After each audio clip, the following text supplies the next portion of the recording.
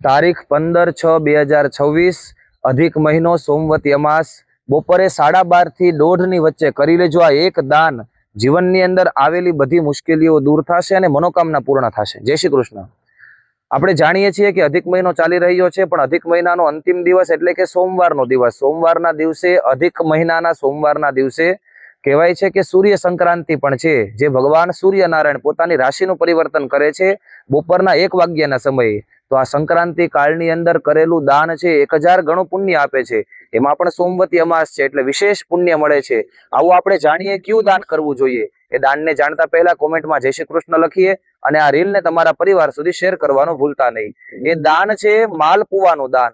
પહેલું દાન છે 12:30 થી લઈને 1:30 વાગ્યા સુધીમાં માલપુવા બનાવી કોઈ બ્રાહ્મણ હોય અથવા કોઈ ગરીબ વ્યક્તિ હોય એમને તમારે તમારા હાથે જમાડવાનું છે। બીજું દાન છે સફેદ વસ્તુનું।